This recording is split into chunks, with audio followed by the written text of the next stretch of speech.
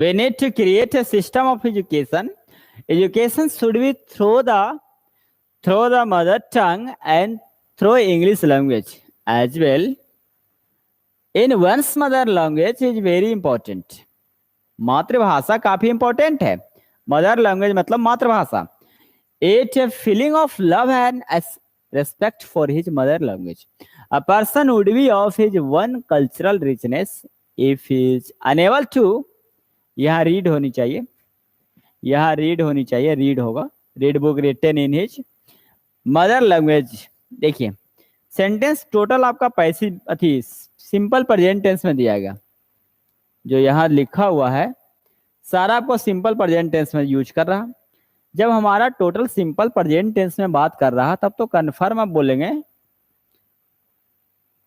जब ये total simple present tense की बात हो रहा और एजुकेशन के बारे में बात हो रहा तब तो गुड सेंस लेना पड़ेगा. कहीं ना कहीं बैड सेंस नहीं है, सारा जगह गुड सेंस है और एजुकेशन से रिलेटेड है सारा सिंपल प्रेजेंट टेंस. सारे सेंटेंस में सिंपल प्रेजेंट टेंस है. क्लियर हो गया.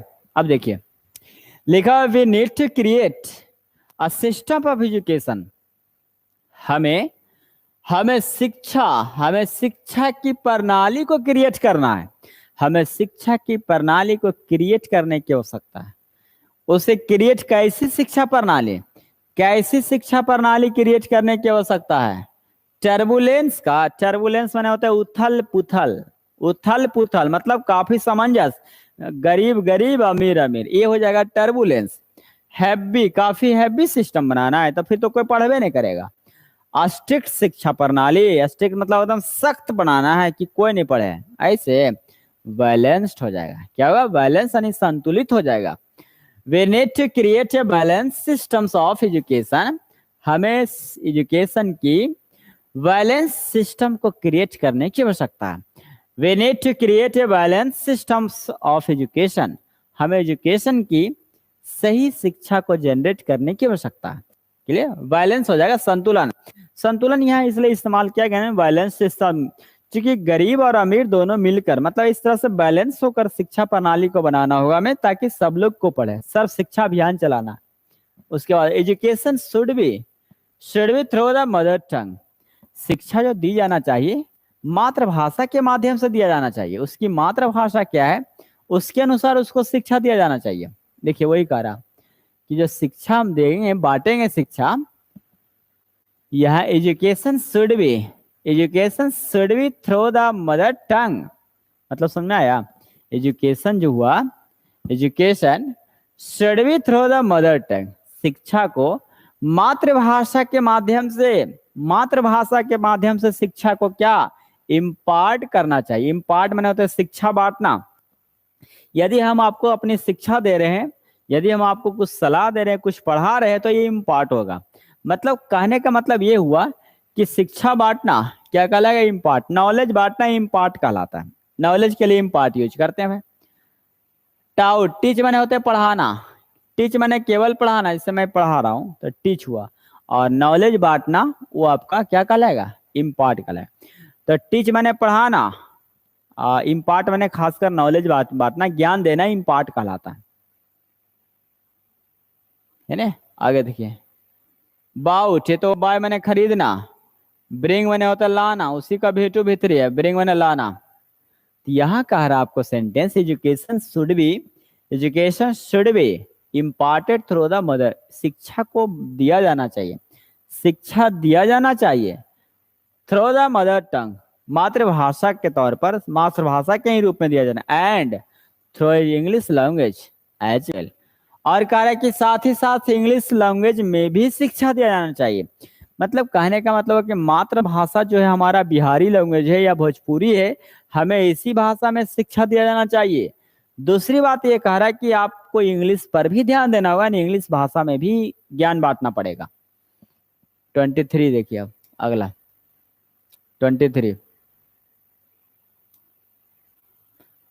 23 नंबर क्या कह रहा.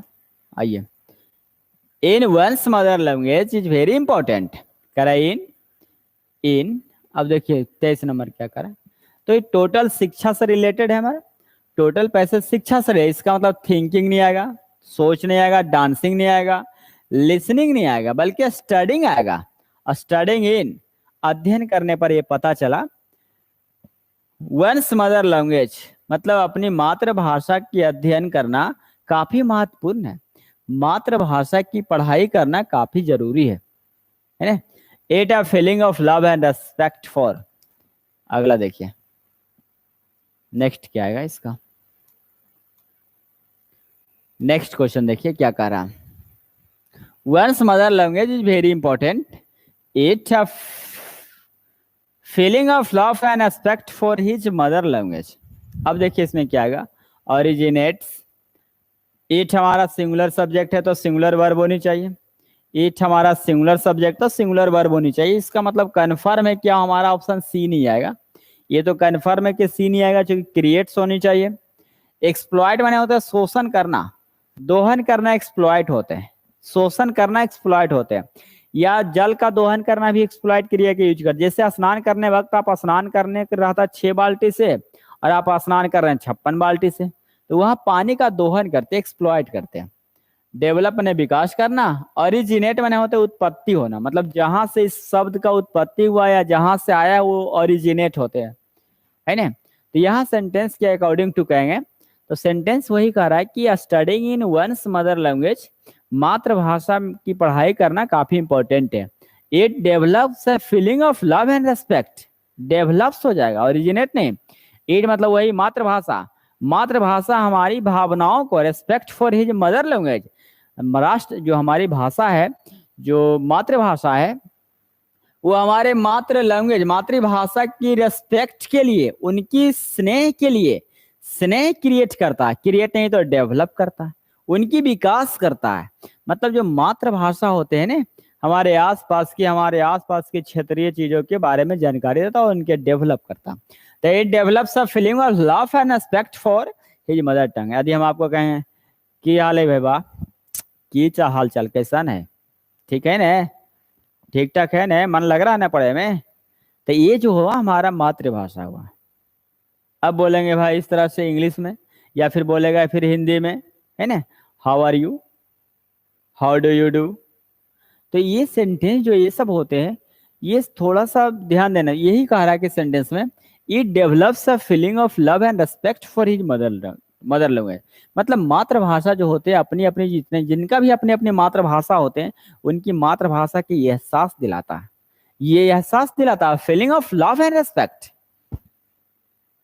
नेक्स्ट आइए, a person would be, next आइए, कर a person would be, a person would be of his own cultural richness of, कर एक व्यक्ति वैसे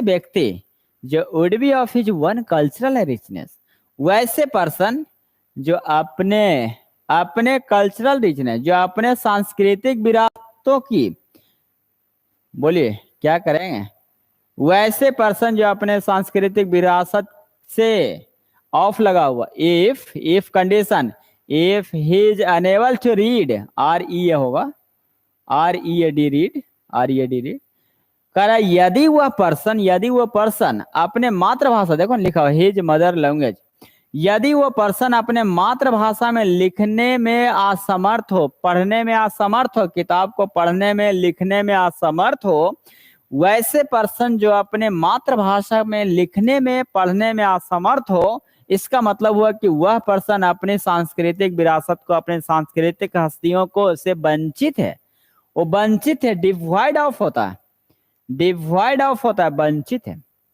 डिवाइड ऑफ वंचित है। मतलब समझ में ये आ जाना चाहिए कि वैसे पर्सन यदि वह he is unable to read book written in his mother language, मतलब कह रहा है कि अगर वो पर्सन अपने मातृभाषा में लिखे हुए किताब को पढ़ने में असमर्थ है, तो इसका मतलब वो अपने सांस्कृतिक विरासत जो है, अपनी सांस्कृतिक हस्तियां हैं, उसे वो गमा दिया, वो गमा दिया, है ना। वही कह रहा है डिवाइड ऑफ है, वंचित है उससे, इसका मतलब एम्प्लॉय रोजगार नहीं है, अवॉइड मैंने होते बचना, लेकिन अवॉइड के बाद बिफोर आता है, अवॉइड के बाद बिफोर आता है, ऑफ नहीं आता है। इग्नोर मैंने होता है नजरअंदाज करना, नजरअंदाज करना इग्नोर होते हैं।